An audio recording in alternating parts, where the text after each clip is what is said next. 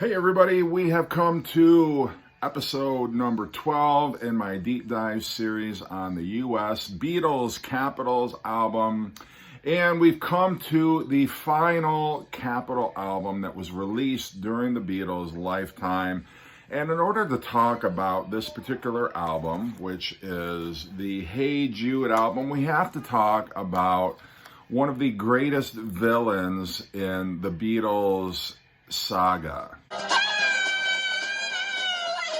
No, not her. I'm talking, of course, about Allen Klein. So we need to back the story up a little bit.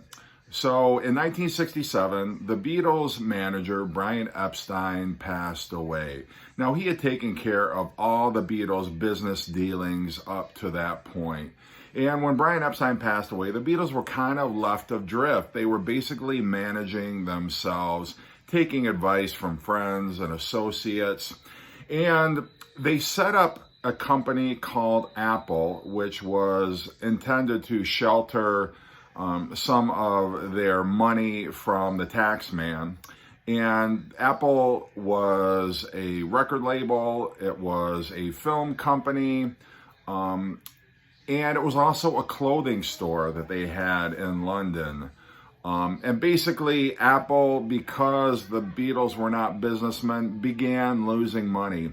And John Lennon, in an interview that he gave in, I believe it was late 1968 or very early 1969, he complained to a reporter that Apple was losing money, and if things carried on the way they were, that the Beatles would be broke in 6 months.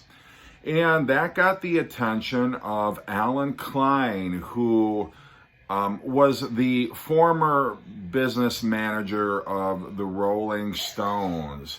And the Rolling Stones did not have a very high regard for Allen Klein. He basically stole from the Rolling Stones. He hid money from them. He was not honest about the amount of revenue that they were making, but he negotiated their record contracts back in the day. And so when he read that John Lennon and the Beatles were having some financial difficulties, a light bulb went on over his head. And apparently for some time he had his sights set on managing the Beatles. He wanted sort of them in his trophy case, as it were. And so Allen Klein began reading up as much as he could, began doing his research on each of the Beatles, their personalities, their likes, their dislikes, every single song they wrote. I mean, he did extensive research on each of his Beatles and decided that John Lennon would be the one to approach. John Lennon would be the most gullible, the most receptive to his sales pitch. And so he's tried to set up a meeting with John Lennon. And if you've seen the Get Back documentary, John is talking about the fact that he's got this meeting set up with Allen Klein. So Allen Klein sets up a meeting with John and Yoko, and he lays out his sales pitch. And he knows exactly what is going to draw John in. He knows John is insecure about his songwriting. He knows that John lost his parents, or at least his mother, at an early age. His father abandoned him at his early age. And Allen Klein had a very similar upbringing. So they connected on that level. And he knew how to play to John's ego, how to stroke his ego, how to get him kind of reel John Lennon in. And by John, figured he could get the rest of the Beatles. Well, Paul McCartney was not having any of it because, number one, he didn't trust Allen Klein. And number two, his in-laws, Lee and John Eastman, also were considered as potential business managers for the Beatles. So Paul's position was, well, why don't we just use my in-laws? Why would we go after this sleazy New York attorney businessman? And Mick Jagger actually tried to get a message to John Lennon not to trust Allen Klein. The man could not be trusted. Don't believe a word out of his mouth. But John, being stubborn, had his heart set on Allen Klein. And after that first meeting, he was talking up the praises of how great Allen Klein was, and I want him to manage me. He needs to manage the Beatles. And John got George and Ringo on his side. Paul was the odd man out. Paul wanted nothing to do with Allen Klein, and so that's where you start to see the Beatles partnership eroding. You have that split. You got three Beatles who want Allen Klein, Paul McCartney who wants his in-laws. And of course, the other Beatles thought, well, the only reason he wants his in-laws is purely nepotism, and they're gonna, create deals that are more favorable to Paul. So anyway, Paul was outvoted, and the Beatles signed a contract with Allen Klein to be their manager in late summer of 1969. And one of the first things that Allen Klein did was he renegotiated the Beatles' record contracts. Brian Epstein, as good and sincere of a guy that he was also a little bit naive and a little bit green as a manager. And basically, the Beatles were getting ripped off on all the royalties of their albums. They basically saw nothing in terms of the merchandising. And so Allen Klein, the first thing that he did was start negotiations with EMI for a brand new record contract that was going to give them a greater percentage of the royalties. And the Beatles had just released the Abbey Road album, and so after this deal was negotiated, Allen Klein needed new product to put out. The Beatles had not yet assembled or agreed on what the Get Back / Let It Be album was going to look like.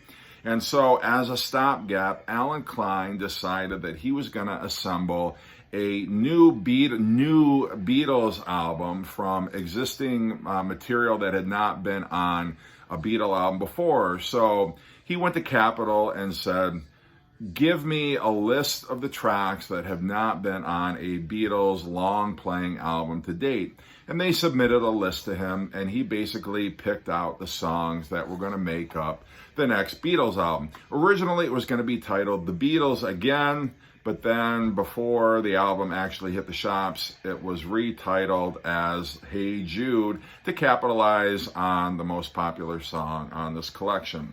So, what do we have on the Hey Jude album? So, it starts off with I Should Have Known Better and Can't Buy Me Love, which were both from the United Artists A Hard Day's Night soundtrack, but we're not on the Something New compilation. Then you've got the single Paperback Writer and Rain, which is cool. Bonus, love having that on an LP. And then the final two tracks were Lady Madonna, which had been a single in 1968, and Revolution, which was the flip side of Hey Jude. Personally, I think there were better tracks they could have included than Can't Buy Me Love and I Should Have Known Better, which by that point were over 5 years old. I think The Inner Light, I'm Down, could have just as easily fit well on this compilation. Maybe the Wildlife version of Across the Universe, but nonetheless, these are the songs that Allen Klein picked. And then on side two, we have Hey Jude, Old Brown Shoe, which was the Beatles' first single of 1969. That was the flip side of the Ballad of John and Yoko, which is also on here. And you've got Don't Let Me Down, which was the B-side of Get Back, the single released in February of 1969. So that is basically the Hey Jude album. And unfortunately, because you've got tracks dating back to 1964 and 1966, it kind of plays like a little bit of a greatest hits album rather than, back in the day when you had a Beatles 6 or a Yesterday and Today. So it was definitely, a cash cow album. But I think it's nice that they gathered all of the sort of singles that had never found a home on an album before. The cover photograph was taken at John's home, Tittenhurst Park, which he had purchased in 1969, he and Yoko. This is at John's front door, and then this is in the garden. This was the last photo session that the Beatles took together. So they look very similar to how they appear on the Abbey Road album. Now, I've got two versions of this. This is one that says Hey Jude on the label. And I've got another version here where it says The Beatles Again, which had been the original title. So you can find copies with both labels, ones that say Hey Jude and ones that say the Beatles again. The one that I have that has the Beatles again on it is still in the shrink, but I wish it had the hype sticker. It came with a gigantic hype sticker that said Hey Jude on it, but unfortunately the copy that I don't have doesn't have it. But the ones with the hype sticker are worth a lot more than the ones that do not. So yeah, I got this. It's one of the last Beatle albums that, last Capitol Beatle albums that I actually picked up. But yeah, I do enjoy it as an album. You know, I think you've got solid songs here. Lady Madonna, I mean, Paperback Writer, Rain, Don't Let Me Down, Ballad of John and Yoko. There's not a weak song on this entire album. So Allen Klein could have done a lot worse. Certainly, I might have monkeyed with the track listing a little bit more, taken off Can't Buy Me Love, and I should have known better. But what can you do? This is the cassette version, and the cassette version actually on side 1 starts off with Hey Jude, and then Old Brown Shoe, Don't Let Me Down, a Ballad of John and Yoko. And then side 2 starts with Can't Buy Me Love, I Should Have Known Better, Paperback Writer, Rain, etc. But this was a 70s, either late 70s or very early 80s. I tend to think it's a late 70s pressing of that cassette. But so nonetheless, after that, the Beatles would release the Let It Be album, and then they would call it a day.